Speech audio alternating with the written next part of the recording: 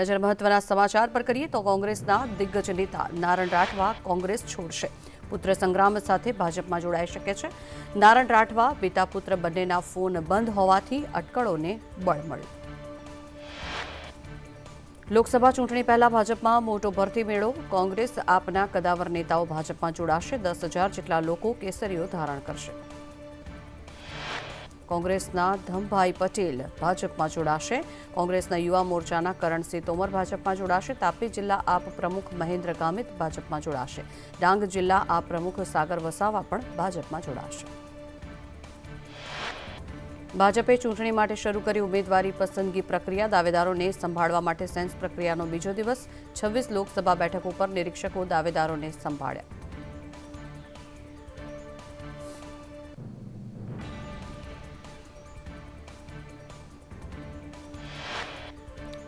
ઉમેદવારોના નામ પર પાર્લામેન્ટરી બોર્ડની બેઠકમાં ચર્ચા કરાશે. 28 અને 29 ફેબ્રુઆરીએ દિલ્હીમાં રાષ્ટ્રીય પાર્લામેન્ટરી બોર્ડ મળશે. બેઠકમાં ઉમેદવારોના નામ નક્કી કરવામાં આવશે. માર્ચના પ્રથમ સપ્તાહમાં ઉમેદવારોની યાદી જાહેર કરાશે. સેન્સ પ્રક્રિયાના પ્રથમ દિવસે જ દિગ્ગજ નેતાઓની દાવેદારી. ગાંધીનગર બેઠક પર અન્ય લોકોએ કોઈએ ટિકિટની માંગ ન કરી. ગાંધીનગર બેઠક પર અમિત શાહનું એકમાત્ર નામ. નવસારી બેઠક પર પણ સી.આર. પાટીલનું એકમાત્ર નામ. મહેસાણા બેઠક પર નીતિન પટેલે કરી ટિકિટની માંગ. અમદાવાદ બેઠક પર પ્રદીપસિંહ જાડેજાએ કરી દાવેદારી. રાજકોટ અને પોરબંદર બેઠક પર ભરત બોગરાએ કરી માંગ. અમરેલી ભાવનગરમાં મનસુખ માંડવિયાને લડાવવા માટે માંગ. મોહન કુંડારિયા અને પૂનમ માડમે પણ ટિકિટની માંગ કરી. જસવંત ભાભોર, રતનસિંહ ચૌહાણે કરી ટિકિટની માંગ. રાજકોટ લોકસભા બેઠક માટે 4 લોકોએ દાવેદારી કરી. ગુજરાત પ્રદેશ મહિલા અધ્યક્ષ દીપિકા સરડવા અને રાજકોટ મહિલા પ્રમુખ કિરણ માકડિયાએ કરી દાવેદારી. રાજકોટ લોકસભા પર ભરત બોગરાને ટિકિટ આપવાના ઉઠ્યા સૂર. કડવા પાટીદાર ચહેરા બાદ લેવા પાટીદાર ચહેરાને પણ તક આપવાની કરી વાત. સેન્સ પ્રક્રિયા બાદ રાજ્યસભાના સાંસદ મયંક નાયકનું નિવેદન. કહ્યું, કાર્યકરો દ્વારા એક જ રજૂઆત કરવામાં આવી છે. જેને ટિકિટ મળશે તેને 5 લાખથી વધુની લીડથી જીતાડીશું. સાંસદ મયંક નાયકે કહ્યું, રાજકોટમાં તમામ કાર્યકરોનો એક જ સૂર રહ્યો છે. ટિકિટ કોને આપવી એ પાર્લામેન્ટરી બોર્ડ નક્કી કરશે. ભાવનગર લોકસભા બેઠક માટે ઉમેદવારની પસંદગી. ભાવનગર લોકસભા બેઠક પર 13થી વધુ દાવેદારો. સેન્સમાં કોળી પટેલ વચ્ચે જોવા મળી ખેંચતાણ. મનસુખ માંડવિયા, ભારતીબેનને પણ ટિકિટની કરાઈ માંગ.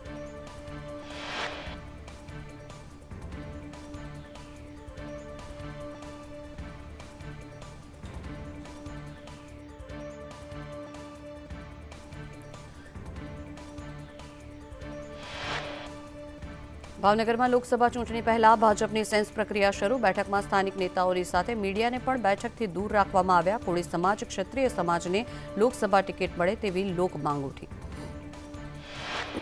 અમરેલીમાં લોકસભા ચૂંટણી પહેલા ભાજપની સેન્સ પ્રક્રિયા શરૂ. ભાજપ કાર્યાલય ખાતે 2 દિવસ ચાલશે સેન્સ પ્રક્રિયા. પૂર્વ મંત્રી વિભાવરીબેને સેન્સ પ્રક્રિયા શરૂ કરી. જૂનાગઢ લોકસભા બેઠકને લઈને સેન્સ પ્રક્રિયા. 3 નિરીક્ષકો દ્વારા હાથ ધરી સેન્સ કામગીરી. સાંસદ રાજેશ ચુડાસમા સમર્થકો સાથે હાજર રહ્યા. ચુડાસમાએ કહ્યું, પાર્ટી જેને ટિકિટ આપે અમે તેની સાથે રહીશું. જામનગરમાં ભાજપના હોદ્દેદારોએ સેન્સ પ્રક્રિયા શરૂ કરી. ધારાસભ્ય રીટાબેન પટેલ, પૂર્વ સાંસદ હરિભાઈ પટેલ અને પૂર્વ રાજ્યમંત્રી રણછોડ દેસાઈ આ સેન્સ પ્રક્રિયામાં હાજર રહ્યા. ભુજમાં ભાજપના નિરીક્ષકની હાજરીમાં મોરબી, કચ્છના આગેવાનોએ નિરીક્ષકોને સાંભળ્યા. રમણ પટેલ, મહેન્દ્ર સરવૈયા દ્વારા સેન્સ લેવાની પ્રક્રિયા હાથ ધરાઈ. સુરતના બારડોલીમાં ભાજપ દ્વારા સેન્સની પ્રક્રિયા. આત્મારામ પરમાર, જયદ્રથસિંહ પરમાર અને નિરીક્ષક નિમિષાબેન સુથાર દ્વારા સેન્સ લેવાની પ્રક્રિયા હાથ ધરાઈ. વલસાડમાં ભાજપના નિરીક્ષકોની હાજરીમાં સેન્સ પ્રક્રિયા હાથ ધરવામાં આવી. જિલ્લામાંથી મોટા નેતાઓએ દાવેદારી કરી. જીતુ ચૌધરી, ડોક્ટર કે.સી. પટેલ સહિત મોટા નેતાઓએ પણ દાવેદારી નોંધાવી. વડોદરા લોકસભા માટે ભાજપ દ્વારા સેન્સની પ્રક્રિયા. શિક્ષણ મંત્રી પ્રફુલ પાનસેરિયા દ્વારા સેન્સની પ્રક્રિયા. ભાવનાબેન દવે અને ધર્મેન્દ્ર શાહ દ્વારા સેન્સ લેવાયું. જિલ્લા ભાજપ પ્રમુખ સતીશ નિશાળિયાનું નિવેદન. હું કોઈ દાવેદાર નથી, ફક્ત સેન્સ પ્રક્રિયામાં આવ્યો છું. પાર્ટી જેને ટિકિટ આપશે તે અમને માન્ય રહેશે. ભરૂચ લોકસભા મધ્યસ્થ કાર્યાલય પર સેન્સની પ્રક્રિયા નિરીક્ષક પ્રશાંત કોરાટે અપેક્ષિતોને સાંભળ્યા 140થી વધુ અપેક્ષિતો અને હોદ્દેદારોના સેન્સ લેવાયા. સાબરકાંઠા અરવલ્લી જિલ્લા માટે હિંમતનગરના નવા સર્કિટ હાઉસ ખાતે ભાજપની સેન્સ પ્રક્રિયા હાથ ધરવામાં આવી. સાબરકાંઠાના 99 લોકોની અને અરવલ્લીના 82 લોકોની સેન્સ પ્રક્રિયા લેવાઈ. નવસારી કમલમ ખાતે ભાજપની સેન્સ પ્રક્રિયામાં પ્રદેશ નિરીક્ષક રાજ્યસભાના સાંસદ બાબુ દેસાઈ પણ હાજર રહ્યા. 3 વિધાનસભાના અપેક્ષિત કાર્યકરોએ નિરીક્ષક સામે રજૂઆત કરી. દાહોદ લોકસભા બેઠકમાં ભાજપ દ્વારા સેન્સ પ્રક્રિયા શીતલ સોન, હિતેશ પટેલ, પ્રદીપભાઈ પરમારે નિરીક્ષણ કર્યું. વિકસિત ભારત મોદીની ગેરંટી રથને લીલી ઝંડી. ભાજપના ચૂંટણી રથને જેપી નડ્ડાએ લીલી ઝંડી આપી. ભાજપ દ્વારા સંકલ્પ પત્ર સૂચન અભિયાન શરૂ કરાયું. સીએમ ભૂપેન્દ્ર પટેલે તેલંગાણામાં કર્યો પ્રચાર. સ્ટાર પ્રચારકની યાદીમાં ભૂપેન્દ્ર પટેલને સ્થાન આપવામાં આવ્યું. ભૂપેન્દ્ર પટેલે શમશાબાદ લોકસભા બેઠક માટે પ્રચાર કર્યો. તેલંગાણા વિજય સંકલ્પ યાત્રા અંતર્ગત યોજાઈ સભા.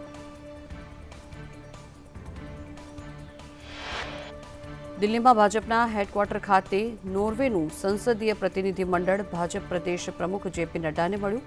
ભાજપને જાણો પહેલના ભાગરૂપે જેપી નડ્ડા સાથે કરી વાતચીત. કેરળની 4 બેઠકો પર સીપીઆઈએ ઉતાર્યા પોતાના ઉમેદવાર. કોંગ્રેસ નેતા રાહુલ ગાંધીની વાયનાડ સીટથી સીપીઆઈએ તેની રાજાને ટિકિટ આપી. કોંગ્રેસમાં રાજીનામાનો દોર યથાવત. મોરબી જિલ્લા પૂર્વ પ્રમુખ અને 2 મહામંત્રીના હોદ્દેદારનું રાજીનામું. નવા પ્રમુખની નિમણૂક બાદ નારાજ થઈ રાજીનામા આપ્યા. કરણસિંહ તોમરે કોંગ્રેસમાંથી રાજીનામું ધરી દીધું. અન્ય ભાષાભાષી સેલના પ્રમુખ રહી ચૂક્યા છે કરણસિંહ તોમરે સીઆર પાટીલ સાથે કરી મુલાકાત. પ્રધાનમંત્રી પાક વીમા યોજનામાં 30 થી 40 હજાર કરોડનો ભ્રષ્ટાચાર થયો. આક્ષેપ કિસાન કોંગ્રેસ પ્રમુખ દ્વારા લગાવવામાં આવ્યો છે. 3 રાજ્યોની 15 રાજ્યસભા બેઠકો માટે આજે મતદાન થશે. ઉત્તર પ્રદેશ, હિમાચલ અને કર્ણાટકમાં રાજ્યસભા માટે મતદાન. ઉત્તર પ્રદેશની 10 બેઠકો, હિમાચલની 1 બેઠક માટે.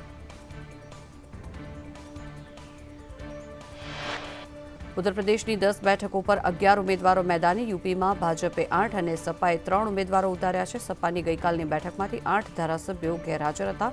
ધારાસભ્યો ગેરહાજર રહેતા ક્રોસ વોટિંગની શક્યતા. કેન્દ્રીય ગૃહમંત્રી અમિત શાહ ગુજરાતની મુલાકાતે. ગાંધીનગર લોકસભા વિસ્તારમાં વિકાસ કાર્યોની આપશે ભેટ. 758 કરોડના વિકાસ કામોનું લોકાર્પણ ખાતમુહૂર્ત કરાશે.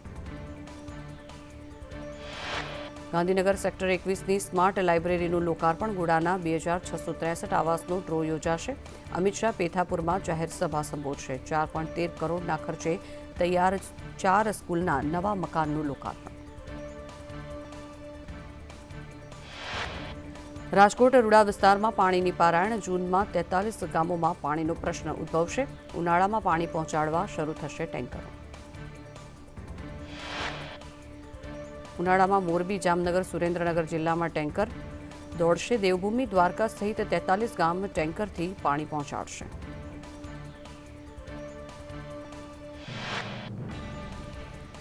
ખેડા જિલ્લામાં ગરીબોના હકનું અનાજ સગેવગે કરવાનું કૌભાંડ ઝડપાયું. ભાજપ નેતા સંજય સચદેવની સંડોવણી સામે આવતા ફરિયાદ નોંધવામાં આવી. દુકાનના ઓપરેટર રાજવીર છાસઠિયાની ધરપકડ કરવામાં આવી. બોગસ ફિંગરપ્રિન્ટ મશીન અને સોફ્ટવેર પણ મળ્યું.